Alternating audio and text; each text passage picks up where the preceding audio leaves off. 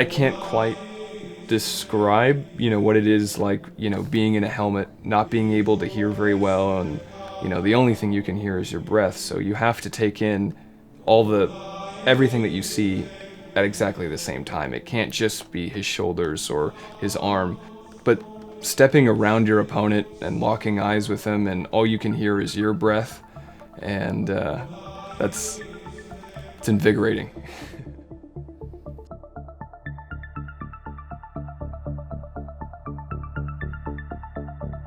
My name's Cody, and I am a heavy combatant within the SCA. The SCA stands for the Society for Creative Anachronisms, and essentially what we're doing is reliving the 1600s, or making it alive again. My family's not really surprised that, I find something like this interesting, especially my dad.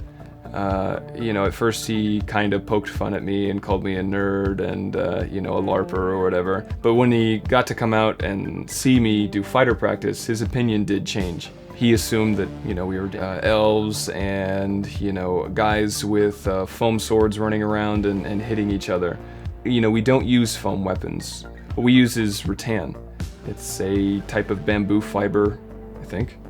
I just say it's a type of wood fiber. I don't know how everyone else started, but how I started is I saw a couple guys swinging some sticks at each other at the park, and I got interested. And a gentleman by the name of Master Ulrich came up to me and started talking me up, and he offered me to get in some loaner gear that they had, and they started training me right then. And I've been doing fighter practice, most Sundays, at least once a month.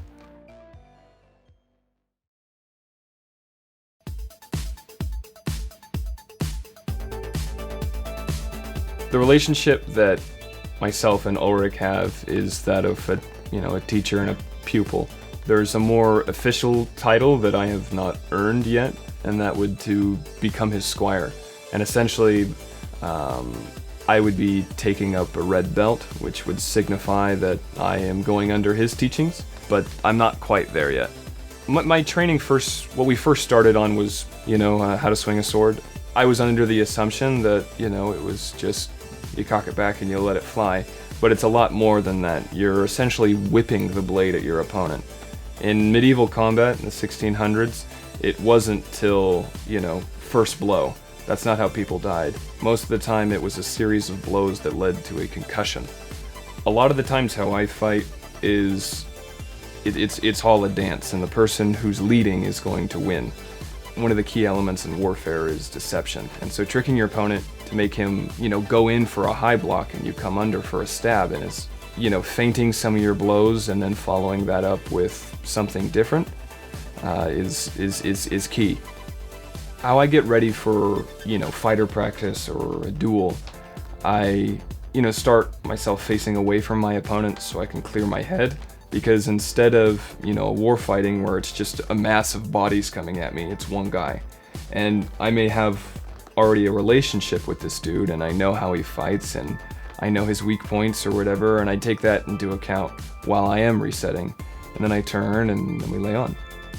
After, winning against an opponent, I feel really good. I feel proud of myself, but most of all, I'm happy that I learned something. I remember how I beat them.